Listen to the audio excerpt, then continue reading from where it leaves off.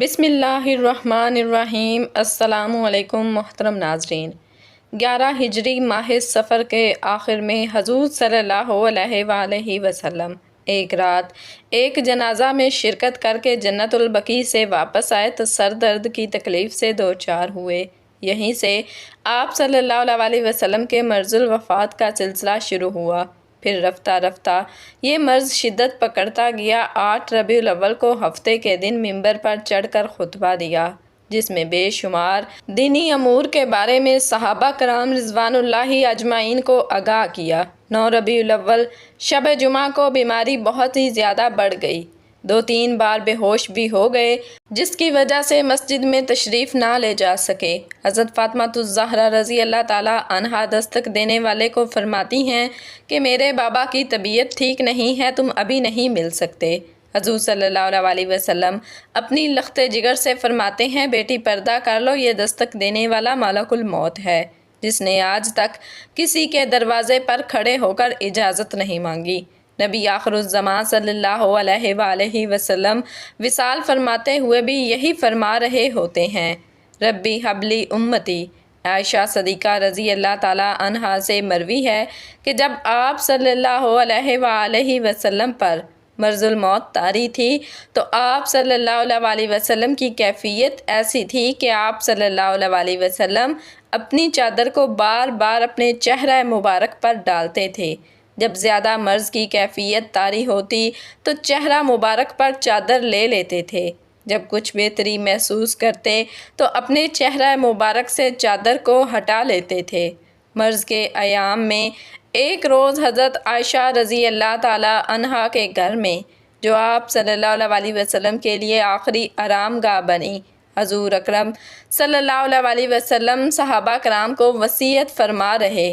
حضرت محمد صلی اللہ علیہ وسلم کے صحابہ کرام رضوان اللہ اجمعین آپ صلی اللہ علیہ وسلم کے پاس آئے تو آپ صلی اللہ علیہ وسلم نے صحابہ کرام کو فرمایا کہ میرا تم سب کو سلام ہو، جو میرے بعد میری امت آئے ان کو بھی میرا سلام بھیجنا، ان کے بعد جو بھی میری امت آئے ان کو میرا سلام پیش کرنا۔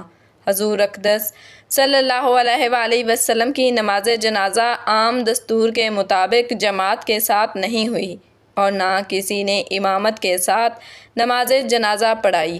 حضرت انس بن مالک رضی اللہ تعالیٰ عنہ نے دریافت کیا ہے، میرے پیارے آقا، آپ صلی اللہ علیہ وسلم کو غسل کون دے گا؟ آپ صلی اللہ علیہ وسلم نے جواب دیا کہ میرے اہل بیت مجھے غسل دیں گے۔ پھر حضرت انس رضی اللہ تعالیٰ عنہ نے پوچھا کہ آپ صلی اللہ علیہ وسلم کو کفن کون دے گا؟ پھر آپ صلی اللہ علیہ وسلم نے وہی جواب دیا کہ میرے اہل بیت۔ آپ کو قبر میں کون اتارے گا؟ حضور صلی اللہ علیہ وسلم نے ارشاد فرمایا، میرے اہل بیت۔ اس کے بعد حضرت انس رضی اللہ تعالیٰ عنہ نے بڑے ادب و احترام سے دریافت کیا، یا رسول اللہ صلی اللہ علیہ وآلہ وسلم، آپ کی نماز جنازہ کی امامت کون کروائے گا؟ یہ بات سن کر آپ صلی اللہ علیہ وسلم کی آنکھیں نم ہو گئیں۔ آپ صلی اللہ علیہ وسلم نے فرمایا کہ مجھے غسل دے کر اور کفن پہنا کر سب باہر چلے جانا۔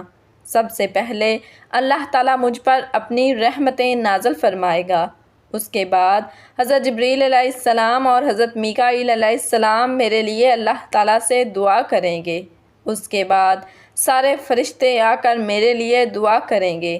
اس کے بعد میرے گھر والے آئیں گے، میرے لیے دعا کریں گے۔ پھر عورتیں اور بچے آئیں گی اور دعا کریں گی۔ پھر غلام میری میت کے پاس آ کر دعا کریں گے۔ اس کے بعد انصاری مرد، عورتیں، بچے اور ان کے غلام آ کر دعا کریں گے۔ اس کے بعد مجھے اللہ تعالیٰ کے سپرد کر دینا۔ ابن اسحاق اور دوسرے اہل تفسیر نے نقل کیا ہے کہ تجہیز و تکفین کے بعد حضرت محمد صلی اللہ علیہ وسلم کی میت مبارکہ کو حجرہ شریف میں رکھا گیا تھا۔ پہلے مردوں نے، پھر عورتوں اور بچوں نے گروہ در گروہ آپ صلی اللہ علیہ وسلم کے پاس حاضری دی۔ حضرت محمد صلی اللہ علیہ وسلم کو غسل حضرت علی رضی اللہ تعالیٰ عنہ نے دیا۔ حضرت عباس رضی اللہ تعالیٰ عنہ اور ان کے بیٹے فضل اور کشم رضی اللہ تعالیٰ عنہ ان کی مدد کر رہے تھے۔ نیز آپ صلی اللہ علیہ وسلم کے 2 موالی حضرت اسامہ بن زید اور حضرت شکران رضی اللہ تعالیٰ عنہ بھی غسل دینے میں شریک تھے۔ حضرت محمد صلی اللہ علیہ وسلم کو 3 سفید یمنی سہولی کپڑوں میں کفن دیا گیا۔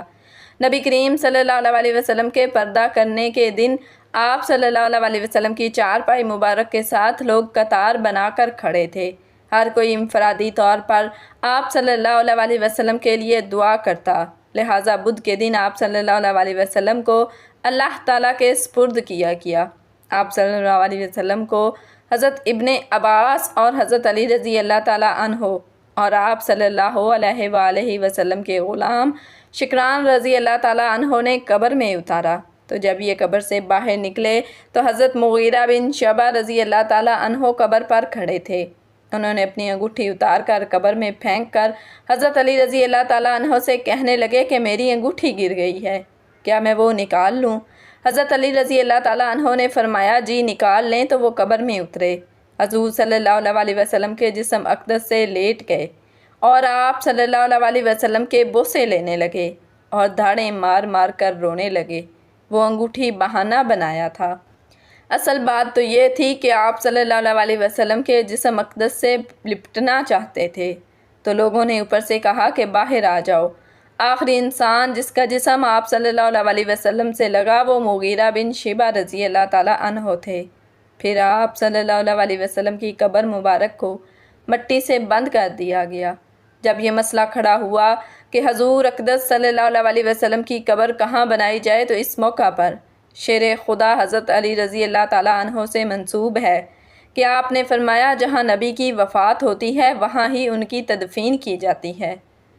حضرت انس رضی اللہ تعالیٰ عنہ سے مروی ہے کہ حضرت فاطمہ رضی اللہ تعالیٰ عنہ کھڑی ہوئیں، انہوں نے فرمایا کہ کس طرح تم نے آپ صلی اللہ علیہ وسلم کو مٹی میں چھپایا ہے، کس طرح سے آپ سب نے میرے بابا جان پر مٹی ڈالی۔ پھر فرمایا کہ یہی اللہ تعالیٰ کا قانون ہے، بنا رکوع و سجود کے صرف قیام پر مشتمل میت کو قبلہ الٹنا کر غسل کے بعد کفن پہنا کر کسی پاک جگہ پر پڑھی جانے والی نماز نماز جنازہ کہلاتی ہے۔ یہ یاد رہے کہ یہ ایک ایسی نماز ہے کہ جو مرنے والے کے لیے دعائے مغفرت کے طور پر پڑھی جاتی ہے۔ ہم سب یہ جانتے ہیں کہ اللہ کے پیارے نبی حضرت محمد صلی اللہ علیہ وسلم کو نماز مغرب کی ضرورت ہی نہ تھی۔ اللہ پاک ہمیں دین کی مکمل سمجھ بوجھ نصیب فرمائے۔ اللہ پاک ہمیں بہتر عمل کرنے کی توفیق عطا فرمائے۔ اللہ پاک میری اور آپ کی بخشش فرمائے۔ آمین یا رب العالمین۔